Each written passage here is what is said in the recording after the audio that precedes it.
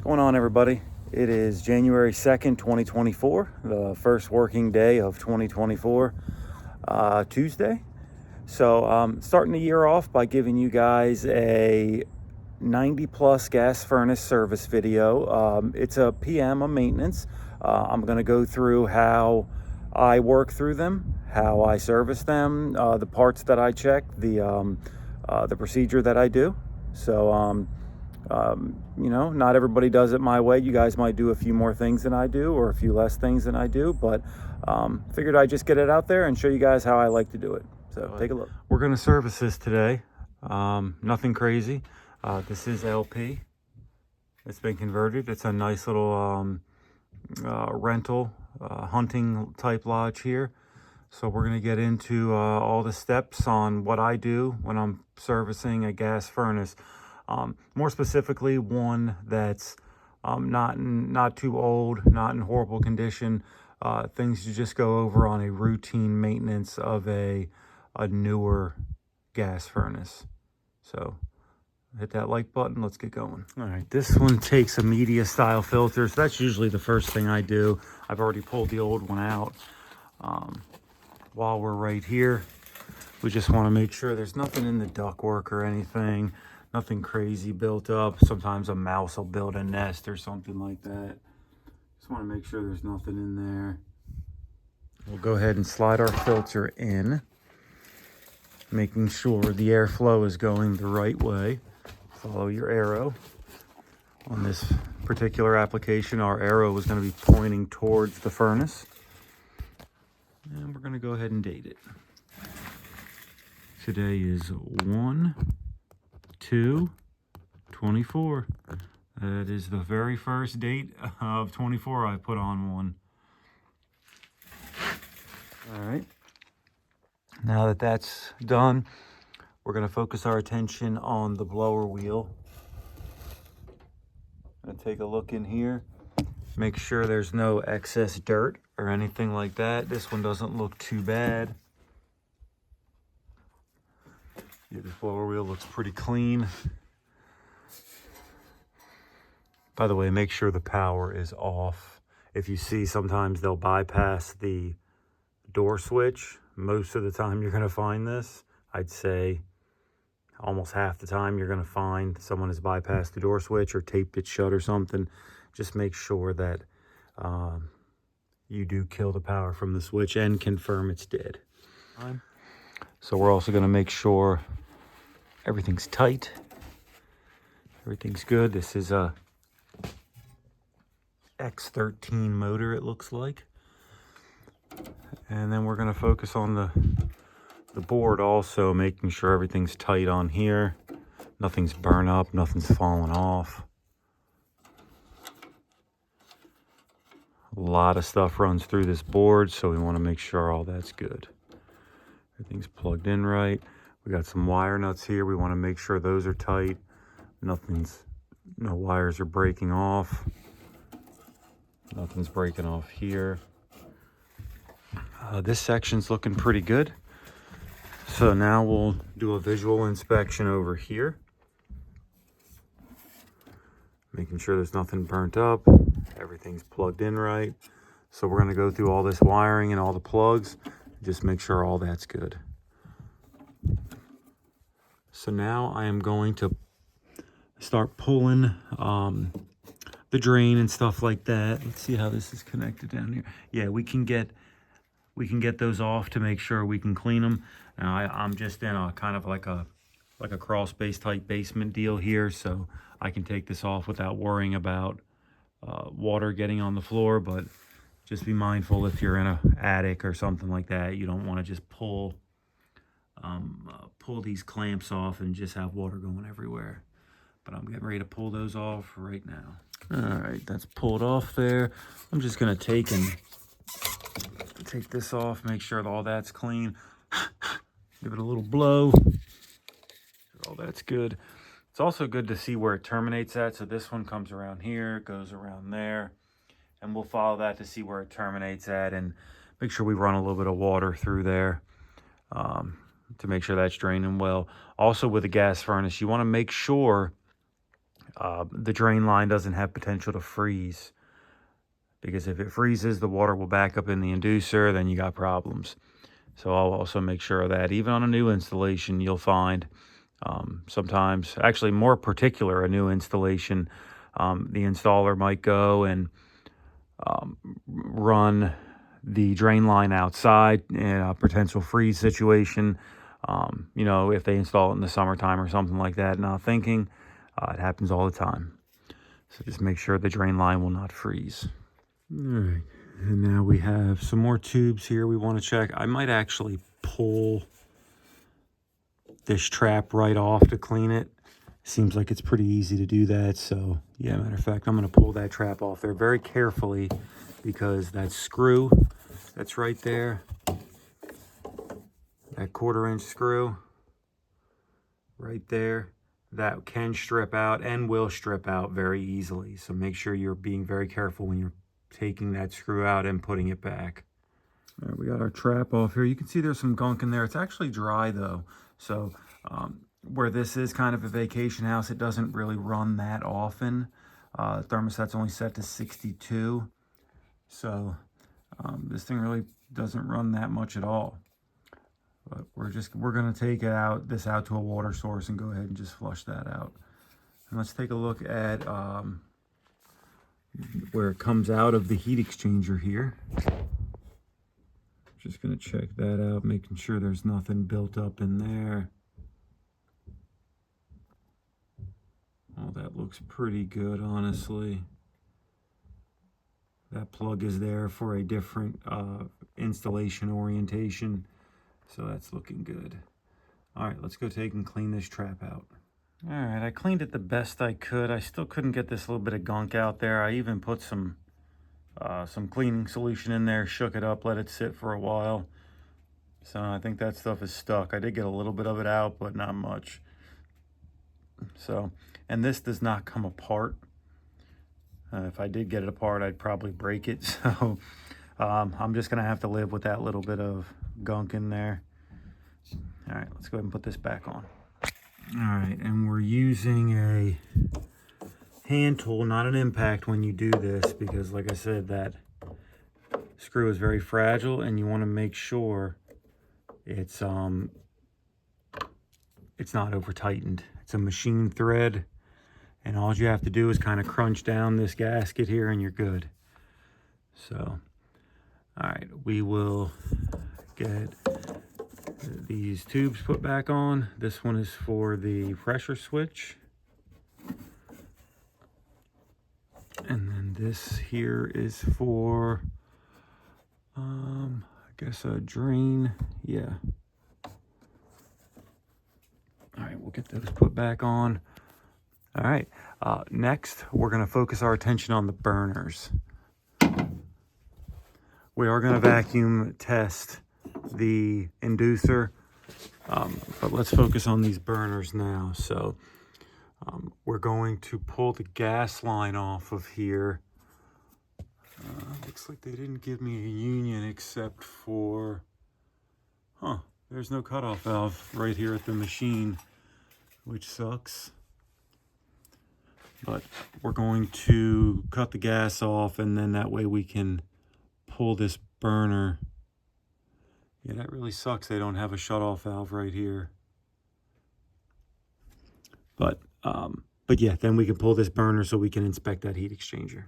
All right, so following our gas line, looks like it goes to right here, and our shutoff valve is right here, which isn't a big deal, but you know, it's a pretty good distance away from the furnace. You'd like to see one right there by it. All right, we've got our gas line disconnected, pulled it right out of the gas valve here. This device here, this is a low gas pressure cutoff switch. You only find these on LP furnaces. It's an accessory you add when you do your LP conversion.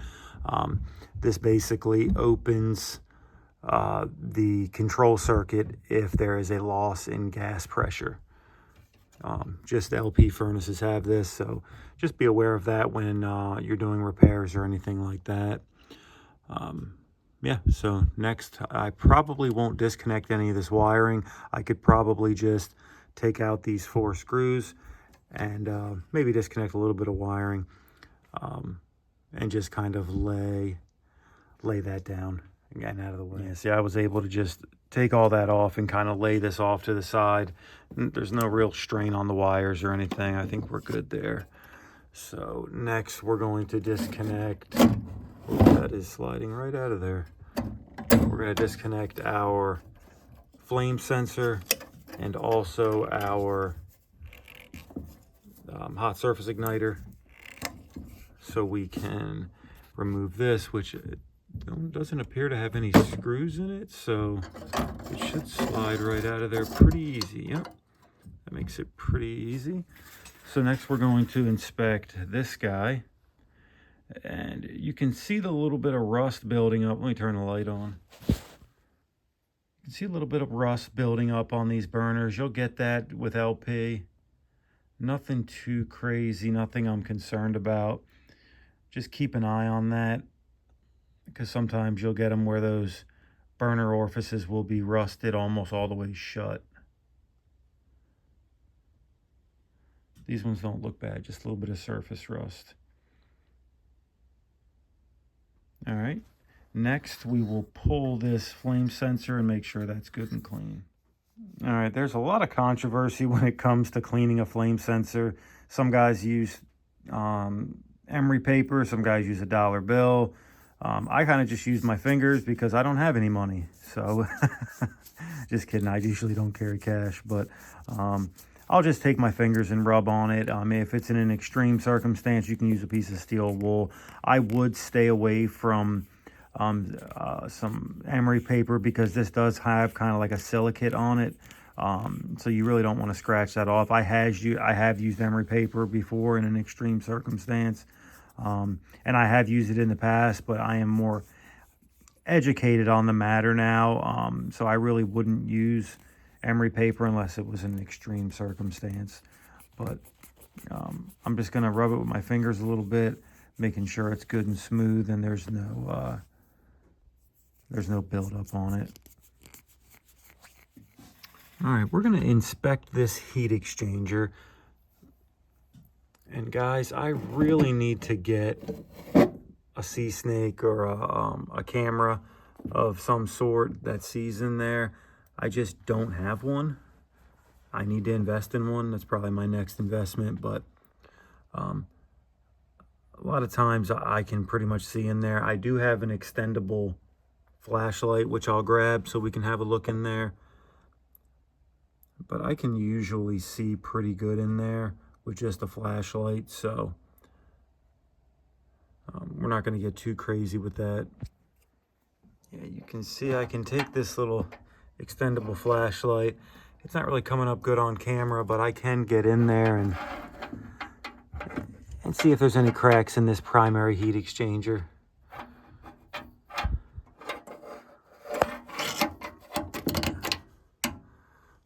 We'll check all 3 burners. See, this has got a magnet on it also. But yeah, I'm just going to go through and inspect, make sure there's nothing on all 3 of these burners here. A lot of times where it fails, it's going to fail at the seam. I know I always say that, but it's always good to say, double check your seams. All right, we're checking our ohm reading on this igniter now. Looking about 45, which is pretty good. That's getting up on kind of the higher end, but I think these style heat igniters kind of run a little bit higher, but that 45 looks pretty good, honestly. Nothing to worry about there.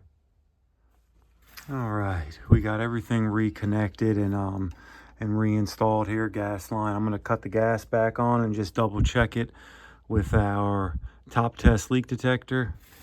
This guy right here, just a pocket style, by the way. Anybody on TikTok, I gave 3 of these away. I am going to get those sent out this week. It was like before Christmas when I did the giveaway. Been pretty busy. I will get those sent out this week, I promise. So all 3 guys that won one of these over on TikTok, I will be sending those out this week.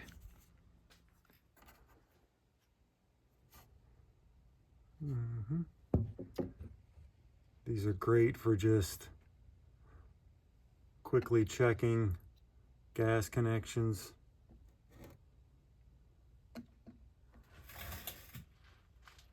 Ones that you have taken apart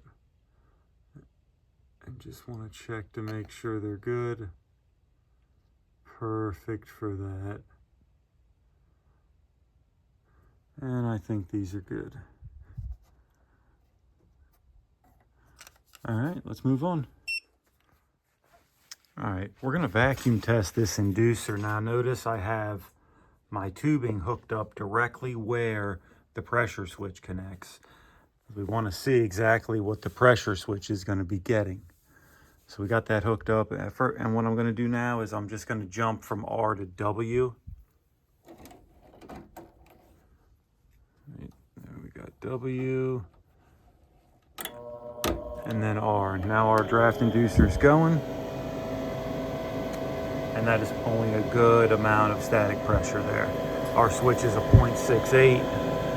Not sure what that back one is, but I know it can't be any more than 1 if it is higher. So look, we're almost pulling 2 inches of water column there. Very good, very good. So we'll record that in our notes. All right, now we're going to check our gas pressure. So our incoming gas pressure is 11.6. And I'm going to hook up my other one right here. That way I can check my outgoing. Now this is a 2-stage, so we'll have 2 separate gas pressures here to record. We'll start it in low fire and then move to high fire. Now I think this furnace does start up in high fire, but we'll still go from one to the other. All right, we are starting up right now. You see our igniter glowing. Shortly we will have ignition.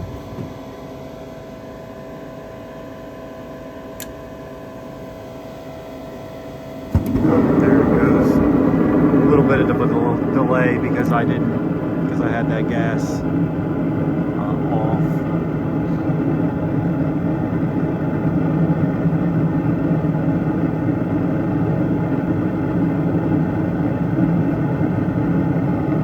We're at about 7.4 right now. We'll see if this does drop down any. If that's our high fire pressure, then that seems a little low.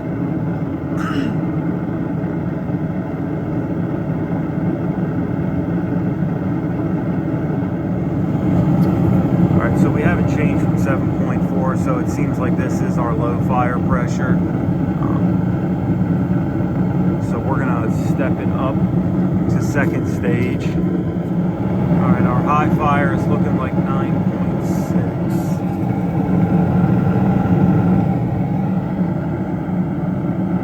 I'd like to see that a little bit higher, but it doesn't look like we have much more in the way of gas supply, so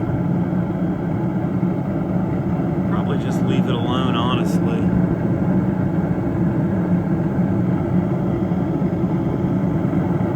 All right, so we'll record those gas pressures, and then next we'll grab some amp draws. All right, we want to get an amp draw on our draft inducer.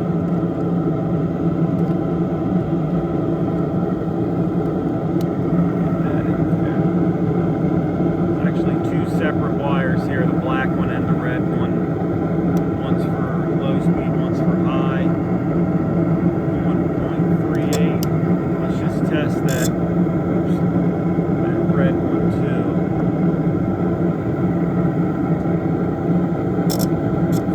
Got there. Alright, so it looks like we're about 0.38.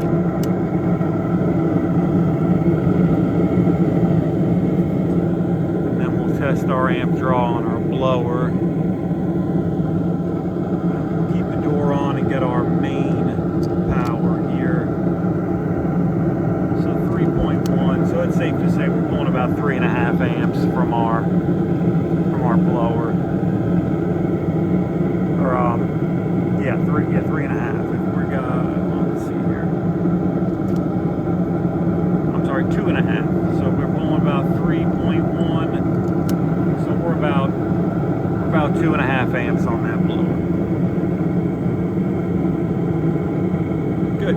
Now the last thing we want to do is we want to get an efficiency test. Now it's never been done on this one, and furnace companies do a horrible job of giving you a port to test it. So chances are we're going to have to drill a hole in this. But before we drill a hole, we need to make sure we have means to plug the hole back properly. So let's make sure we have a plug or something like that before we go drilling a hole in this. You could always do it from the termination, but you're going to lose some of the, it's going to be more diluted at the termination of this, so you really want to get it as soon as it comes out of the furnace. All right, we drilled us a 3/8 hole right here, and then we have this plug here, which is actually a plug I pulled out of an old gas valve, which works good for stuff like that. It's a tapered plug, and then when it goes in, it goes flush. So we'll test our combustion from right there and then plug it up when we're done. I see a lot of guys will drill a hole and then fill it with silicone or something like that. It makes the installation look crappy, so make sure you're using at least some sort of plug after you drill a hole if you want to test combustion. All right, we're running pretty good here. It's running at 99% efficient, which is really good. 68 CO. CO2 is at 4.6. O2 14.7. See, that's a pretty cool flue. That's why our efficiency is so high. Only running a 77-degree flue. All right, we're going to go ahead and print this so we can leave a copy here and add to our notes.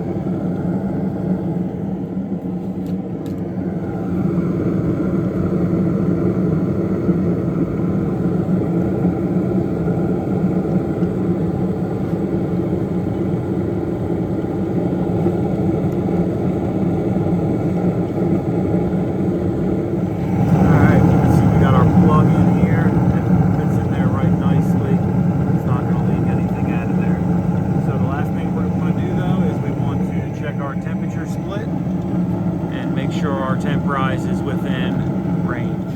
All right, over here, the termination of the supply.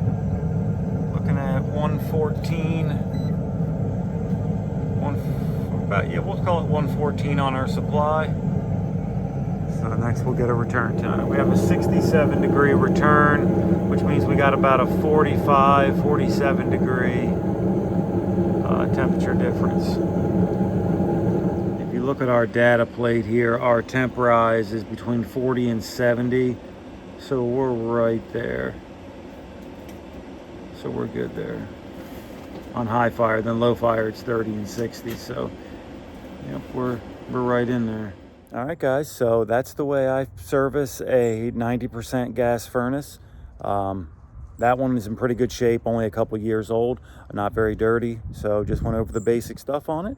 So hopefully I can help anybody out that's wondering how or what to do with a gas furnace when they service it. So, but that's gonna be it for this one, guys. So don't forget to hit the like and subscribe. And hopefully I got some good service videos for you guys coming up this week and the rest of 2024. So, all right guys, catch you on the next one.